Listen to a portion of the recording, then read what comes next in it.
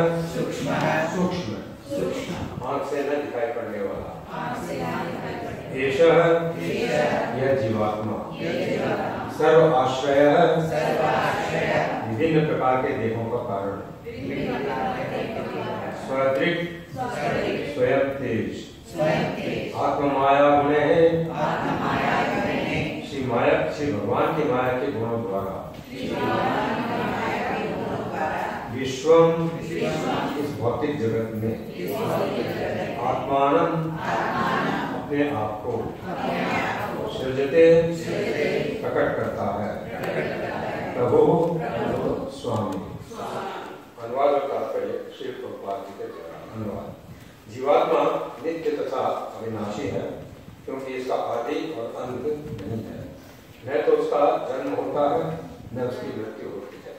तो समस्त प्रकार की देहों का मूल है, तो भी उसकी देही कोटि में गिनती नहीं होती है। जीवात्मा इतना उच्च है कि परमात्मा के ही समान धर्मा है, तो भी अपना अत्यंत सूक्ष्म होने से बहिरंगा शक्ति द्वारा मोहित होता रहता है और अपनी इच्छाओं के अनुसार विभिन्न देह उत्पन्न करता है। तात्पर्य। इस श्लोक में अचिंत्य भेदाभेद का वर्णन है। जीवात्मा श्री भगवान के ही समान नित्य है। अंतर इतना ही है कि परमात्मा विराट है और जीव बिल्कुल सूक्ष्म है। ओम अज्ञानतिमिरन्धस्य ज्ञानाञ्जनशलाकया चक्षुरुन्मीलितं तस्मै श्रीगुरवे नमः। श्रीचैतन्यमनोभीष्टं स्थापितं येन भूतले स्वयं रूपकदामह्यं ददाति स्वपदान्तिकं।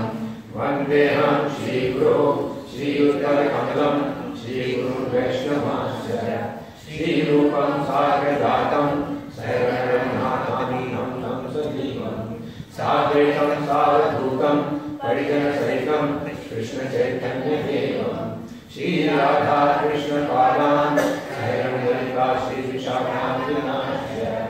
हे कृष्ण करुणा सिन्धो दीनबन्धो जगत्पते गोपेश गोपिकान्त राधाकान्त नमोस्तुते। तप्तकाञ्चन गौराङ्गी राधे वृन्दावनेश्वरी विषयानुसुते वाञ्छाकल्पतरुभ्यश्च कृपासिन्धुभ्यैव च पतितानां पावनेभ्यो वैष्णवेभ्यो नमो नमः। जय श्री कृष्ण चैतन्य प्रभु नित्यानंद श्री अद्वैत गदाधर श्रीवासादि गौर भक्तवृंद। हरे कृष्णा कृष्णा कृष्णा हरे हरे हरे राम राम राम हरे हरे। पिछले 5 दिनों से यहाँ पे श्रीमद् भागवतम चल रही है और चित्रकेतु महाराज के ऊपर ये कथा चल रही है। थोड़ा सा ब्रीफ दे देते हैं आपको जो नहीं आए हैं कि महाराज चित्रकेतु के 1 करोड़ रानियां थी और उन 1 करोड़ रानियों में से किसी के भी पुत्र नहीं हुआ, सब बांझ थी। तो महाराजा चित्रकेतु हालांकि पूरा पृथ्वी का सम्राट था, चक्रवर्ती सम्राट था, लेकिन पुत्र नहीं होने से वो बिल्कुल दुखी रहता था कि हा पुत्र वह करता रहता था। तो उस समय अंगिरा जी उसके घर पर आए तो अंगिरा जी को उसने कहा कि मेरे कोई पुत्र नहीं है। उन्होंने पूछा, राजा तुम दुखी क्यों हो? हमारा मुख एकदम पीला पड़ गया है, तुम्हारे सेनापति तुम्हारे मंत्री सब तुम्हारे कंट्रोल में है ना। फिर बोलते हैं कि तुम्हारा दुख क्या बताओ। तो उसने कहा कि मेरे पुत्र नहीं है, मुझको पुत्र चाहिए।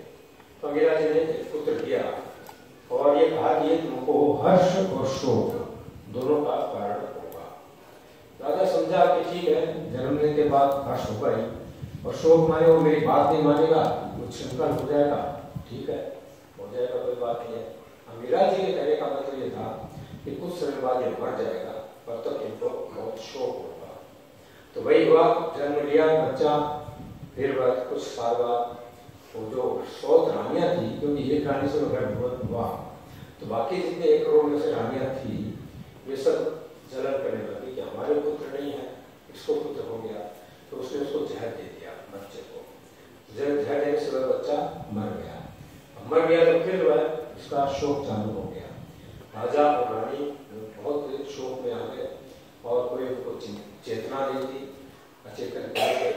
तब उस समय फिर वापस अंगिरा जी आए और नारद जी आए। नारद जी को साथ में लेकर के आए। तुमको पहचाना भी नहीं कि आप कौन है। अरे बोले मैं वही अंगिरा हूँ जो तुमको पुत्र देने को गया था। तब उसको ध्यान आया। फिर अंगिरा जी ने काफी उपदेश किया और नरेंद्रनाथ मुनि ने भी बहुत अच्छा उपदेश दिया। उपदेश देकर के उसको उनका ध्यान हुआ, ध्यान तो हो गया, लेकिन उसका जो आसक्ति थी अपने पुत्र में वह गई नहीं।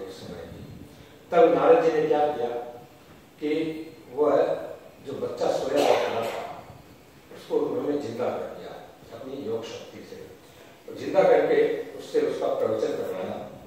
तो बच्चा कहता है कि तुम किस जन्म में मेरे माता पिता थे? मैं तो 84 लाख में घूमता रहा हूँ, कभी देवता बना हूँ, कभी मनुष्य बना हूँ, कभी पशु पक्षी बना हूँ, तो तुम मेरे किस देह के किस जन्म के माता पिता थे? और कई चीजें उन्होंने कहा, जैसे सोना है, सोना तो हमारे पास रहता है तब तक हमारा सम्मान है उससे, और उससे हमारी ममता है। जब वो सोना को हम बेच देते हैं किसी दूसरे के पास में, ज्वेलर के पास में, तो वह सोना से ममता हमारी हट जाती है, हमारा संबंध हट जाता है। अब हमारा संबंध पैसे से हो जाता है, जो पैसा हमको बेचने से मिला। अब उसका संबंध उस ज्वेलर के पास हो जाता है जिसको उसने बेचा, तो ममता अब शिफ्ट हो गई हमारे से, वह चली गई ममता ज्वेलर के पास। तो बोले संबंध और ये ममत्व, अटैचमेंट, ये घूमते रहते हैं, कभी किसी में कभी किसी में, ये नित्य नहीं है, ये इधर से उधर घूमते रहते हैं। तो जब जो क्षणिक है, संबंध भी क्षणिक है और संबंध से ममता भी क्षणिक है, तो फिर उसके लिए क्या होगा? क्यों हाय हाय कर रहा है? जीव होता है चित्रकेतु जी को, क्यों तुम हाय हाय कर रहा है? इस प्रकार के कई श्लोक उसने बोले। तो उसी श्लोक की एक श्रृंखला में ये आज का श्लोक है कि एष नित्यो वह सूक्ष्म है। अब ये आत्मा के बारे में बोल रहे हैं कि ये जो आत्मा है ये नित्य है, वही अव्यय है, और ये बहुत सूक्ष्म है ये आत्मा। और एष सर्वाश्रय है दृढ़, माने यही सब देहों का कारण है, और स्वयं माने अपने आप में ये बहुत तेजायमान है। और आत्ममाया गुण माने गुण इसमें सब वही है जो भगवान के अंदर गुण है, लेकिन ये डिफरेंस क्या है कि भगवान विराट है, ये एकदम सूक्ष्म है। तो सृजते प्रभु, यह सृष्टि की रचना आत्मा के माने प्रकृति के कारण, पर आत्मा अंदर जाने से ही ईश्वरीय सृष्टि होती है, ये इसने कहा। तो देह तो अनित्य है, ये हमारा जो देह है, बॉडी, ये अनित्य है, ये टेम्पररी है। लेकिन जीव किस तरह से नित्य है? बोले इसको जीवात्मा बता रहा है, जो बच्चा मरा हुआ था उसकी आत्मा वो बता रही है कि ऐसा नित्य अव्यय सूक्ष्म है।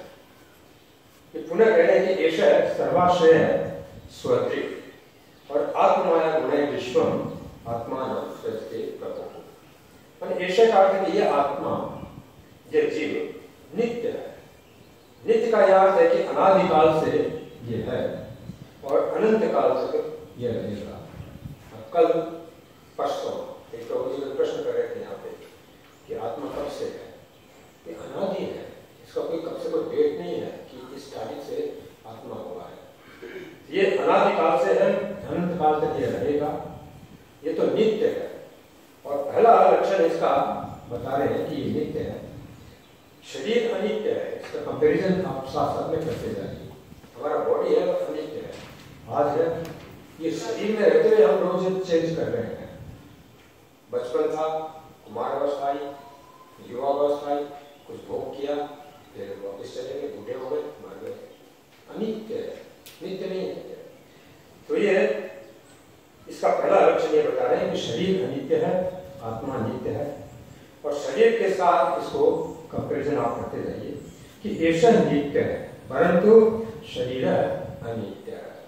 शरीर पहले भी नहीं था, ये तो बाद में, शरीर बाद में नहीं रहेगा। जन्म से पहले शरीर नहीं था, माँ के घर में 9 महीने में 5 महीने तक शरीर नहीं रहता है, बाद में बनता है। तो शरीर पहले भी नहीं था, मरने के बाद भी नहीं रहेगा। यदि जब हिंदू है जला दिया जाएगा, भस्म हो जाएगा। यदि मुस्लिम क्रिश्चियन है गाड़ दिया जाएगा, कीट पकड़ खा जाएंगे उसको। पारसी है उसको कुएं में लटका दिया जाएगा, उसको कुछ खा जाएंगे गिद्धों पर। तो शरीर पहले भी नहीं था, बाद में भी नहीं रहता है। गर्भ में आने के पहले ये शरीर नहीं रहता है, और गर्भ में भी इस रूप में नहीं रहता शरीर। जो बच्चा हम देखते हैं उस रूप में वह नहीं रहता है। 2 महीने का होता है, 3 महीने का होता है, उसके बाद में कुछ उसका हाथ वगैरह का पता होता है। 2-3 महीने के बाद उसको हैंड्स आते हैं, और फिर धीरे धीरे उसका हाथ सिर निकलता है उसका। तो सिरो द्वभ्याम और कर माने हाथ और चरण ये 3 महीने के बाद उसके निकलते हैं। और 4 महीनों का जब जीव हो जाता है गर्भ में तो उसके फिर भिन्न भिन्न छिद्र पैदा होते हैं, प्रकट होते हैं, जैसे इंद्रियां वगैरह आदि माने नाक कान इत्यादि छिद्र ये पैदा होते हैं। और 5 महीने का जब होता है तब उसको भूख लगती है। ये भागवत में 3 स्कंद में इसका पूरा वर्णन दिया गया है। तो शरीर बनता है, यह नित्य नहीं है, ये बनता है धीरे धीरे करके, और जब तक जन्म लिया फिर उसको खिलाया पिलाया जाता है। और इसके बाद कुछ काल तक अभीक्षण अपक्षीण क्षीण होने लगता है, धीरे धीरे समाप्त हो जाता है, विनष्ट हो जाता है। परंतु आत्मा नित्य है, यह कभी जन्मता नहीं है, आत्मा कभी मरता नहीं है, कभी आत्मा बूढ़ा नहीं होता है, कभी भी यह रोगी नहीं होता है, कुछ भी यह नहीं होता है, यह नित्य है। और अव्यय है आत्मा। अव्यय का अर्थ है कि इसका जन्म नहीं होता है और इसका मरण भी नहीं होता है आत्मा का, इसको अव्यय कहते हैं। तो इसका अव्यय नहीं होता है, ये नित्य है। तो ये क्यों नित्य है? क्योंकि ये अव्यय है। अव्यय माने व्यय नहीं होता, खर्चा इसका बिल्कुल भी नहीं होता है। तो यह कहकर के जीव चुप हो गया। जब इतना कहा तो चित्रकेतु महाराज की आसक्ति अपने पुत्र से समाप्त हो गई। बोले मैं जिसके लिए रो रहा हूँ, और वही ये बोलता है कि आप किस जन्म के मेरे माता पिता हैं, तो फिर वह शोक नहीं कर रहा था। नारद जी ने फिर उसको एक मंत्र दिया कि तुम इस मंत्र का 7 दिन तक जाप करो, 7 दिन और 7 रात उसका तुम जाप करो, तो तुमको साक्षात संकर्षण देव के दर्शन हो जाएंगे। तो वह मंत्र इस प्रकार का है, यह है चैप्टर 16 में 18 और 19 श्लोका। ओम नमस्तुभ्यं भगवते वासुदेवाय धीमहि प्रद्युम्नाय अनिरुद्धाय नमः संकर्षणाय च नमो विज्ञानमात्राय परमानन्दमूर्तये आत्मारामाय शान्ताय निर्वर्तव्यक्तदृष्टये। नारद जी ने चित्रकेतु को यह मंत्र प्रदान किया। यह ओंकार नाम से ओम नमस्तुभ्यं, ओम से ये चालू होता है। तो वो कहते हैं कि हे ईश्वर, हे भगवान, मैं आपको नमस्कार करता हूँ। ओम नमस्तुभ्यं, किसको? भगवते, भगवान को मैं नमस्कार करता हूँ। मैं आपको नमस्कार करता हूँ हे भगवान वासुदेव, वासुदेवाय धीमहि, हे भगवान वासुदेव, मैं आपका धीमहि माने ध्यान करता हूँ। भागवत का 111 प्रथम श्लोक, प्रथम कैंटो, प्रथम चैप्टर, ये धीमहि शब्द आया, सत्यम परम धीमहि, लास्ट लाइन में। तो धीमहि माने मैं आपका ध्यान करता हूँ। तो हे भगवान प्रद्युम्नाय निरुद्धाय, आप प्रद्युम्न के रूप में भी हैं, आप निरुद्ध के रूप में भी हैं, और नमः संकर्षणाय च, आप संकर्षण के रूप में भी हैं, मैं आपको नमस्कार करता हूँ। और हे दिव्य शक्ति के आधार, हे नमो विज्ञान मात्राय परमानंद मूर्तये, आप परमानंद हैं, आप विज्ञान के सागर हैं, और आत्मा रामाय, आप आत्माराम हैं, परम शांत है, मैं आपको नमस्कार करता हूँ। अतः आप समस्त ज्ञान के भंडार हैं, मैं आपको नमस्कार करता हूँ। इस प्रकार का यह श्लोक है, ये मंत्र है। तो ये मंत्र का उच्चारण करके उन्होंने 7 दिन 7 रात तक इसका जप किया चित्रकेतु महाराज ने। वे इमीडिएटली वहां से जो रो रहे थे, शव पड़ा था वहां बच्चे का, और उसके पास मरे हुए पड़े थे, इमीडिएटली उठ गए और चले गए अपना जंगल में, राज्य छोड़ दिया उन्होंने। उसी समय उनको वैराग्य हो गया। तो संकर्षण जो इस श्लोक में है, ये 3 पुरुषों के आदि कारण है। इनके नाम है कारणोदक्षाय विष्णु, गर्भोदक्षाय विष्णु और क्षीरोदक्षाय विष्णु। तो क्षीरोदक्षाय विष्णु प्रत्येक ब्रह्मांड में श्वेतदीप नामक विशेष श्लोक में वे विराजमान होते हैं। इसकी कुछ ब्रह्म संहिता में भी हुई है। अंडाधरस्थ, तो अंड शब्द का यहाँ पे यह ब्रह्मांड, इसी ब्रह्मांड में श्वेतदीप नामक एक लोक है। यहाँ क्षीरोदकशाही विष्णु स्थित है। तो उन्हीं से इस ब्रह्मांड के सारे अवतार इस विष्णु तत्व से ही होते हैं। मैंने भगवान राम जितने भी है, वामन अवतार, नरसिंह अवतार, ये जितने भी है, कूर्म अवतार, ये सब इसी विष्णु तत्व से ही निर्मित होते हैं। श्री कृष्ण को प्रभुपाद जी कहते हैं कि आज से 40 करोड़ वर्ष पूर्व कहे गए वचन याद है कृष्ण को, किंतु सामान्य मनुष्य को डे बिफोर यस्टरडे क्या हुआ था वह बात याद नहीं रहती है। तो यही हमारा और कृष्ण के शरीर में डिफरेंस है। इसलिए ईश्वर को विज्ञान मात्राय परमानंद मूर्ति इस श्लोक में कहा गया है।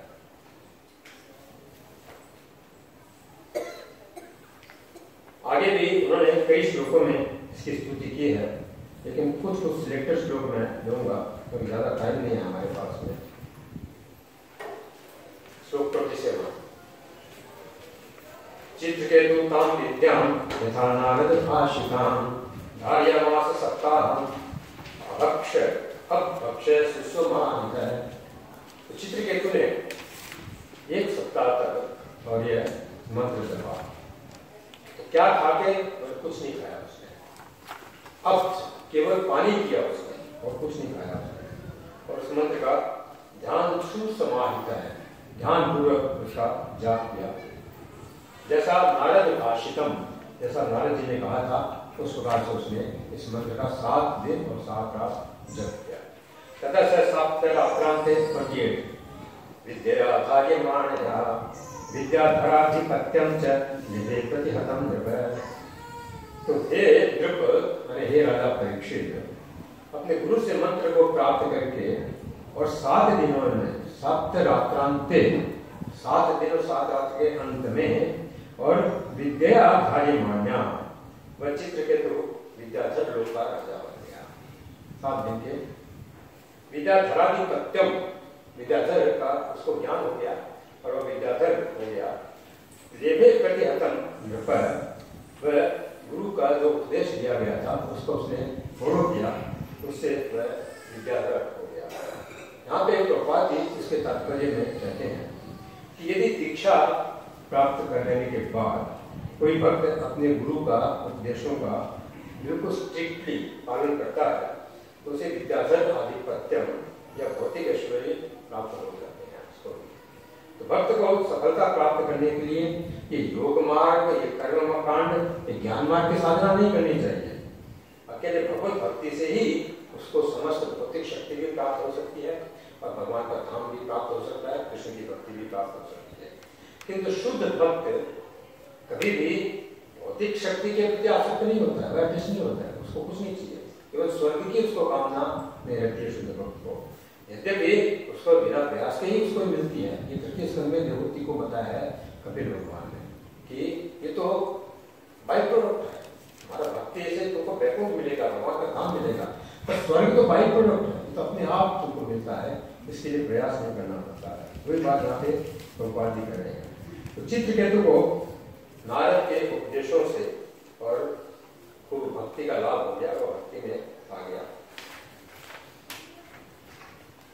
32 सब उत्तम श्लोक पदाब्ध विष्णुरम प्रेमासुरेशे रूप प्रेमासुरेशे उपमेहयनुमुहु प्रेमो वरुद्धा किल वर्ण निर्गमो निवासकत्तम पसमीडितुं चरम चिरम। जब 7 दिन 7 रात का उसने वो जाप किया तो भगवान संकर्षण देव साक्षात प्रकट हो गए और उनको दर्शन दिया।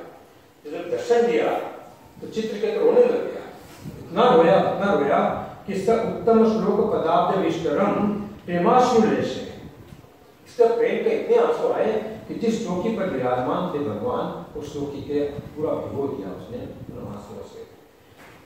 और प्रेमो विरुद्धा, उसकी वाणी अवरुद्ध हो गई तो कुछ बोल नहीं पा रहा था। तो नेवाशक्तम प्रसिद्धुम, वो उच्चारण करने में, स्तुति आदि करने में भगवान की समर्थ नहीं था। उसने भगवान की एक बड़ी स्तुति की है, पर जब भगवान का इमीडिएटली दर्शन हुआ तो उसको वाणी निकल नहीं रही थी, इतना प्रेम में तो उसकी वाणी अवरुद्ध हो गई थी।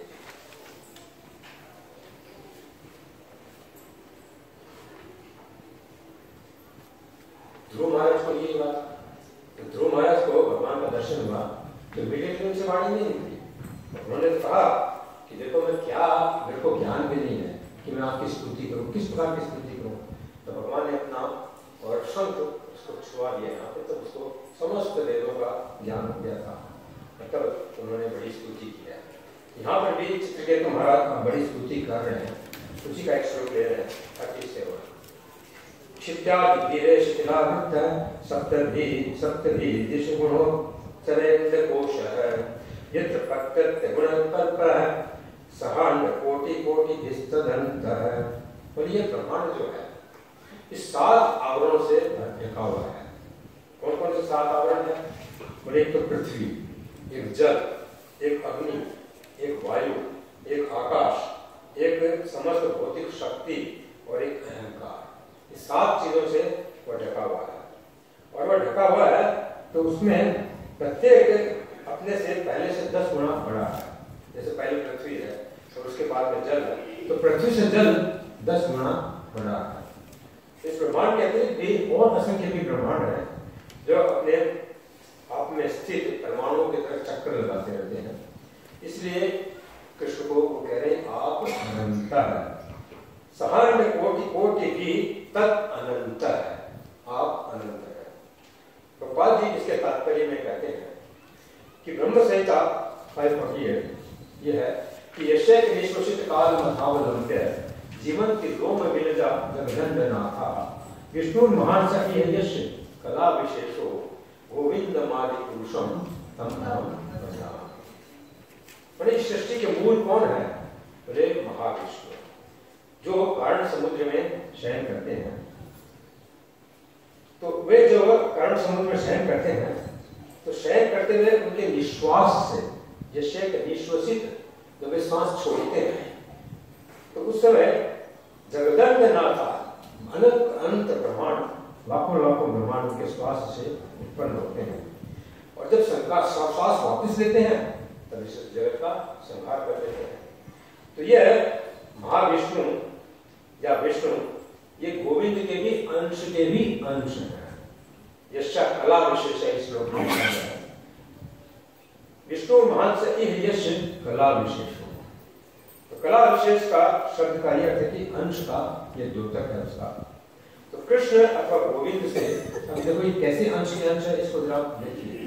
पहले कृष्ण से बलराम, और नारायण से द्वितीय संकर्षण से महाविष्णु, और फिर महाविष्णु से गर्भोदकशाही विष्णु, और फिर गर्भोदकशाही विष्णु से क्षीरोदकशाही विष्णु। ये इस प्रकार से इसका क्रम है। तो ये अंश भी अंश है। इससे अनंत, कृष्ण अनंत है, इस कार्य अनुमान लगाया जा सकता है। तो फिर ईश्वर की अनंत शक्ति और उनके अस्तित्व के संबंध में कहना ही क्या, ये प्रभुपाद जी कहते हैं। इसलिए पावरफुल है कृष्ण, यू कांट इमेजिन कि कितने पावरफुल है कृष्ण, कितने बड़े हैं। इस श्लोक में ब्रह्मांड के आवरणों का यहाँ पे वर्णन हुआ कि सप्तभिदश गुणे तरंड कोश है। माने पहला आवरण है इस ब्रह्मांड का पृथ्वी, अर्थ। दूसरा आवरण है जल, पानी, और तीसरा है अग्नि, चौथा है वायु, पांचवा है आकाश, छठा है समस्त भौतिक शक्ति, और सातवां है अहंकार। तो पृथ्वी के आवरण से प्रारंभ होकर के और सब चीज दुगुना 10 गुना होती जाती है। माने पृथ्वी से 10 गुना पानी रहेगा, जल रहेगा, समुद्र सब चारों तरफ हम देखते हैं, और उससे 10 गुना फिर अग्नि रहेगा। इस प्रकार आगे बढ़ते जाते हैं। तो इस प्रकार हम कल्पना कर सकते हैं कि प्रत्येक ब्रह्मांड कितना विशाल होगा, और इसे ऐसे अनंत ब्रह्मांड है। तो फिर कृष्ण की शक्ति को क्या, कृष्ण कैसे अनंत नहीं होंगे? कृष्ण अनंत है, लाखों ब्रह्मांड है। भगवद गीता में 10:42 भगवान कहते भी हैं कि अथवा बहुनेतेन किम ज्ञातेन तवार्जुन विशुद्ध्याहमिदं कृष्णं एकांशेन स्थितो जगः। तो हे अर्जुन, इस विस्तृत ज्ञान की बड़ी आवश्यकता क्या है? बोले मैं अपने एक अंश मात्र से संपूर्ण जगत को धारण करता हूँ। अंश मात्र को विष्णु तत्व, संपूर्ण जगत को मैं धारण करता हूँ। विशुद्ध्याहमिदं कृष्णं एकांशेन, एक अंश से और स्थितो जगः, मैं इसको धारण करता हूँ, इसका पालन करता हूँ और इसका मैं संहार करता हूँ। चित्रगुप्त ने आगे स्तुति में क्या कहा कि विषय तृषो 38 विषय तृषो नर पशवो ये उपासते विभूतिर्न वरं त्वां ये माशिषं ईश तदन विषय विनश्यन्ति तयथा राजकुलम। बोले हे भगवान, हे परमेश्वर, इंद्रिय तृप्ति के जो भूखे लोग हैं वे विभिन्न देवताओं की उपासना करने वाले अज्ञानी पुरुष हैं। वे नर वेश में पशुओं के समान है।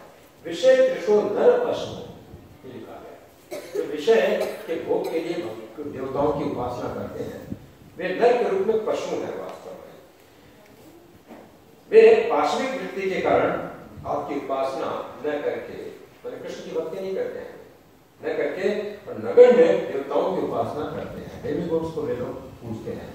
तो आपके यश की लघु चिंगारी के भी समान नहीं है। भगवान का तो यश कैसा है और ये प्रकांड अग्नि जैसे हो जाए, और इनकी देवताओं की एक स्पार्क भी नहीं है अग्नि का, ऐसा है। फिर भी उनके पास जाते हैं, पूछते हैं। तो समस्त ब्रह्मांड के संहार के साथ साथ ये देवता भी अपने प्राप्त आशीर्वाद से उसी प्रकार विनष्ट हो जाते हैं जिस प्रकार राजा की शक्ति छिन जाने पर राजकीय अधिकारी समाप्त हो जाते हैं। मान जब प्रलय होता है तो ये सब देवता भी समाप्त हो जाते हैं, ये भी मर जाते हैं, इंक्लूडिंग ब्रह्मा जी तक, ये सब मर जाते हैं। और जैसे राजा मर जाए या उसकी सत्ता छीन ली जाए, रिपीट हो जाए, तो उसके जितने राज्य के अधिकारी हैं वे भी सब खत्म हो जाते हैं। उसी प्रकार ये जब देवता है ये सब प्रलय में समाप्त हो जाते हैं।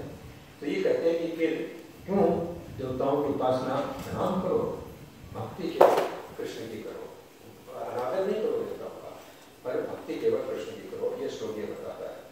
इसमें गोपाल जी इसके तात्पर्य में कहते हैं, भगवद गीता का 7:20 का श्लोक कोट करते हैं कि काम ज्ञान जिनके मन भौतिक कामनाओं से विकृत हो चुके हैं, ये चाहिए वो चाहिए, दुनिया भर की कामनाएं हमारे हृदय में रहती हैं, तो वे लोग क्या है, बोले वो देवताओं के शरण में जाते हैं, वे देवताओं की पूजा करते हैं। तो काम कहते हैं वित्त ज्ञान, ऐसे लोगों को साफ आगे मूर्ख है, ज्ञान नहीं हमको, वित्त ज्ञान बिल्कुल। तो जो देवताओं के उपासना को इसीलिए इस श्लोक में निरर्थक बताया गया है कि नहीं करनी चाहिए। हम देवताओं का आदर कर सकते हैं, गोपाल जी कहते हैं, किंतु वे पूजनीय नहीं है। भक्ति तो केवल कृष्ण की ही की जाती है। जो मनुष्य देवताओं की पूजा करते हैं उनकी बुद्धि मारी गई है वृत्त ज्ञान, भागवत गीता, क्योंकि वे ये नहीं जानते हैं कि इस दृश्य जगत का भी संहार होता है प्रलय के समय। तो सारे देवता भी, जो भी जगत के विभागाध्यक्ष हैं, मतलब जैसे कोई वायु संभालता है, कोई पानी संभालता है, कोई अग्नि संभालता है, कोई फूक संभालता है, इन सब देवता जितने भी हैं ये सब नष्ट हो जाते हैं, कहते हैं। और जब नष्ट देवता हो जाते हैं तो जो उन्होंने आशीर्वाद दिया फिर उनका आशीर्वाद भी नष्ट हो जाएगा, वो रहता नहीं है आशीर्वाद। तो ये क्षणिक है देवताओं का आशीर्वाद। इसलिए अज्ञानी मनुष्यों को जो वर दिए जाते हैं वे भी नष्ट हो जाते हैं। इसलिए भक्तों को क्या चाहिए? भक्तों को चाहिए कि देवताओं की पूजा करके भौतिक ऐश्वर्य प्राप्त करने की इच्छा न करें, ये कंक्लूजन है। परंतु कृष्ण की सेवा करे वह, और उसकी कृष्ण को सेवा करके और अपनी आकांक्षाओं को पूरा करना चाहिए। कृष्ण की सेवा करके आप भौतिक चीजें मांग सकते हैं, मांगिए, लेकिन हम पिता से नहीं मांगेंगे, किससे मांगेंगे? कृष्ण हमारे पिता है, वे भौतिक चीज भी देते हैं, लेकिन वास्तविक चीज तो वे देते हैं अपना भक्ति, अपना धाम कृष्ण देते हैं। भागवत में 2:3-10 लिखा गया है कि एक काम है सर्व कामों व मोक्ष काम है गारधी तीव्र भक्ति योगे हैं यजेत पुरुषम परम। यदि सर्व काम है, अपनी बहुत कामना है, हमको पुत्र चाहिए, हमको पत्नी चाहिए, हमको धन चाहिए, हमको घर चाहिए, कोई बात नहीं है, आओ कृष्ण की भक्ति करो। तो एक काम सर्व कामों वाला, और एक काम है जिसकी कोई कामना भी नहीं है वह भी, और मोक्ष काम है जो मुक्ति चाहता है वह भी, और जो बुद्धिमान है, थोड़ा सा बुद्धिमान है, तो उसको क्या चाहिए? उन्हें तीव्र भक्ति योग्य है, वो फास्ट स्पीड से कृष्ण की भक्ति करनी चाहिए। हम तो खाली संडे आ जाते हैं, तीव्र भक्ति नहीं है, वो स्लो स्पीड की भक्ति है, इसको तीव्र करना है। कैसे होगा तीव्र? भागवत श्रवण से होगा। 5 दिन से भागवत हो रही है, हम इंडिया से आपको सुनाने आए हैं, तो तीव्र भक्ति योग है यजेत पुरुषम परम, तीव्र भक्ति से कृष्ण को प्राप्त किया जा सकता है। तो जिसका रूप मनुष्य का है तो उपाध्याय कहते हैं वे कर्म उसके पशु के जैसे होते हैं। तो वह नर पशु या द्विपद, दो पद का दो पैर वाला पशु कहा जा सकता है। तो जो मनुष्य श्री कृष्ण भावनामृत में रुचि नहीं रखता है उसकी भर्त्सना इस श्लोक में नर पशु के रूप में की गई है। पहला ये लाइन है उसका कि विषय तृषो नर पशु, विषय की जिसको तृष्णा रहती है वह नर पशु है।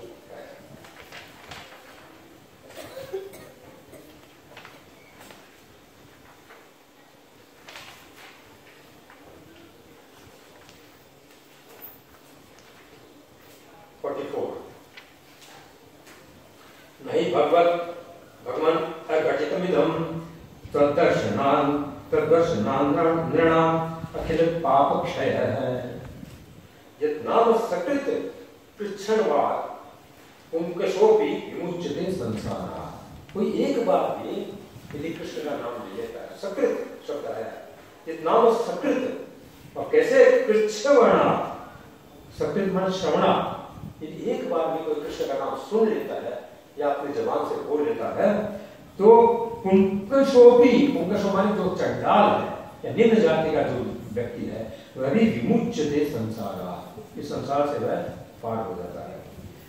तो भगवान के दर्शन मात्र से किसी के लिए भी समस्त भौतिक कल्मशों से मुक्त हो जाना कोई भी संभव बात नहीं। कहते हैं दर्शन हो गया कृष्ण का तब तो मुक्त हो ही जाएगा। केवल एक बार कृष्ण का नाम सुन लिया या बोल दिया तब भी उसके सारे पाप समाप्त हो जाते हैं।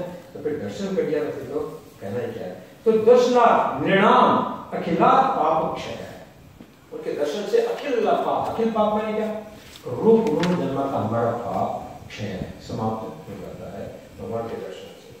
यहाँ पर प्रभुपाद जी कहते हैं कि श्रीमद् भागवत में 9:5-16 एक श्लोक आया है कि यत् नाम श्रुति मात्रेण पुमान भवति निर्मला है।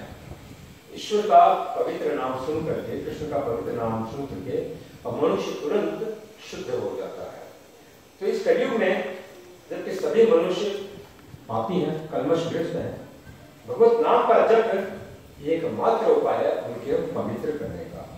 इसलिए वे कहते हैं चैतन्य महाप्रभु कि हरे नाम हरे नाम हरे नाम एव केवलम कलो नास्तेव नास्तेव नास्तेव केवल हरि का ही नाम, केवल हरि का ही नाम। 3 बार देखो, कोई चीज को जोर दिया जाता है तो रिपीट किया जाता है उसको बार बार।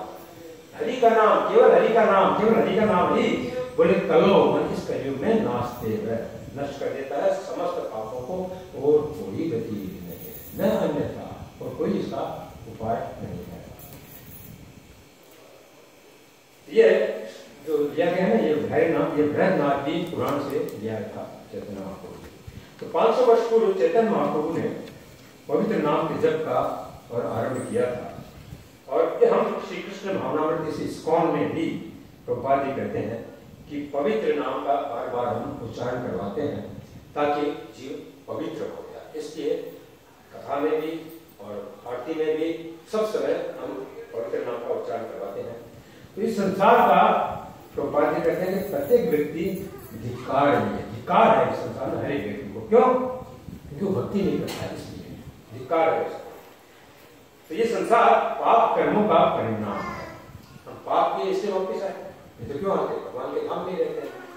तो इस संसार का प्रत्येक प्राणी का धिक्कार करने लायक है। मनुष्यों की कई श्रेणियां हैं, जिस प्रकार की कैदियों की होती हैं।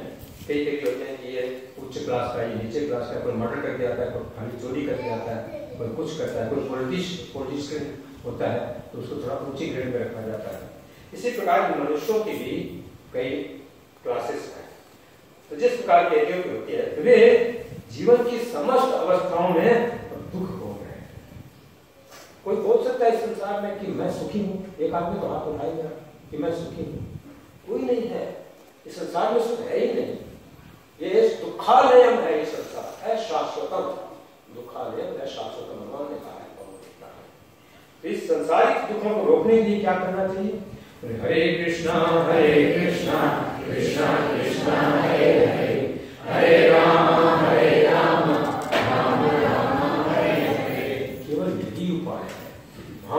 जाप करो और भागवत का श्रवण करो, भागवत को पढ़ो। यही केवल उपाय है, वो कोई उपाय नहीं है। यहाँ पर इस श्लोक में कहा गया कि यह नाम सकृत श्रवणा, श्री भगवान का पवित्र नाम इतना शक्तिमान है कि अपराध नहीं होकर कोई एक बार भी इसका नाम सुने तो नीच पुरुष भी पवित्र हो जाते हैं। नीच पुरुष में कौन? किरात, गुणांग, पुलिंग, पुलकश, एवं चंडाल भी जो कुत्ता खाता है वह भी देवों की माता ने कहा है कि जिसके जीवा पर कृष्ण का एक बार भी नाम आ जाता है तो चाहे चंडाल भी क्यों नहीं हो उसकी पूजा करनी चाहिए।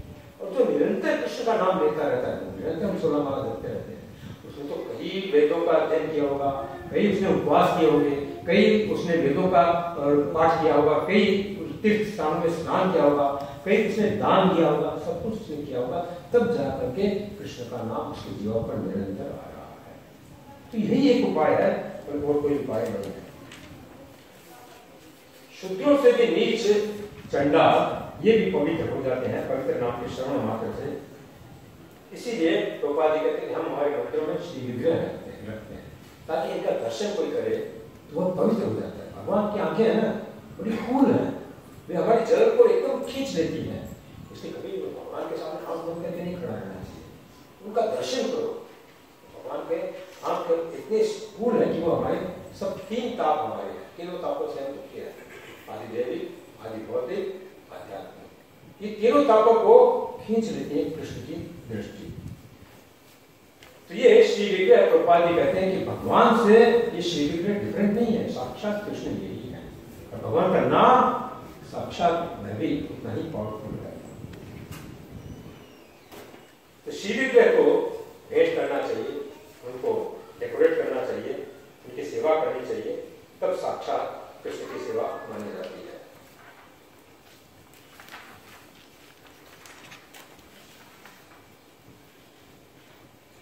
पहले से मैं सिलेक्टेड किया था कि मुझे पता नहीं घंटे क्या बोलेंगे क्या नहीं बोलेंगे।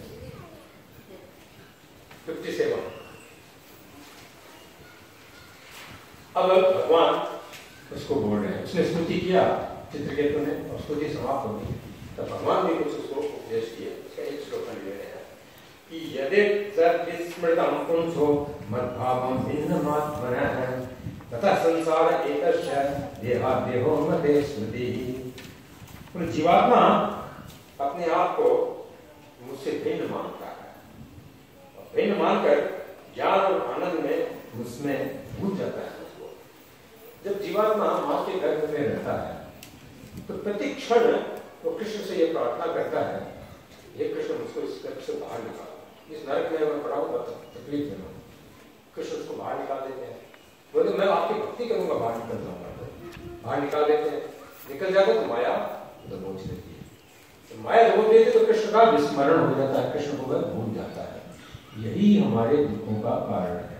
यही श्लोक में कहा गया है कि यदि विस्मृत है, भूल जाता है जो आदमी, तो वह फिर दुखों का उसको बद्ध जीव बंधन प्रारंभ हो जाता है, 84 के चक्कर में फिर वह घूमता रहता है।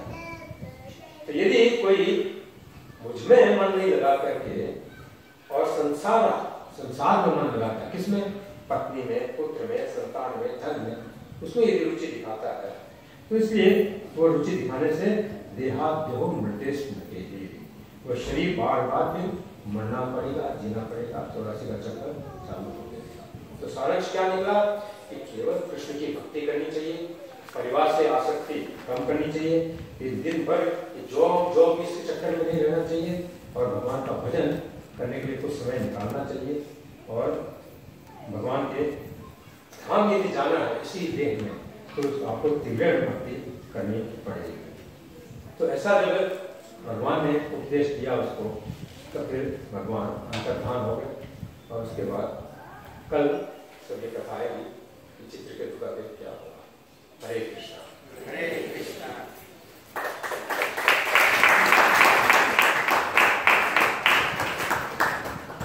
क्वेश्चन आंसर करते हैं क्या? yes. करते हैं 2 मिनट्स। किसी को कोई प्रश्न हो तो पूछ सकते हैं।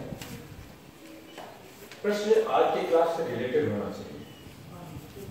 दूसरा प्रश्न तो पता लगे ना आपने कितना सुना है कितना नहीं सुना है, ध्यान से सुना कि नहीं सुना। है किसी का कोई प्रश्न? इतना अच्छा चैप्टर था, उसको बोलो।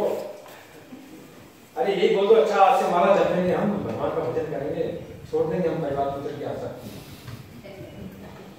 रहो घर में रहना काम नहीं, अटैचमेंट नहीं होना चाहिए। घर में रहो, भगवान का भजन करना चाहिए कि प्रभु आपके सामने एग्जाम्पल है, घर में रहते हैं, अटैचमेंट नहीं है। घर दिया है 17 वर्षों की बात, क्योंकि कृष्ण की भक्ति में टाइम ही नहीं मिलता है। तो सांसारिक चीजों को त्याग देना है, कृष्ण को पकड़ लेना है किसी का कोई प्रश्न? ग्रंथराज श्रीमद् भागवतम की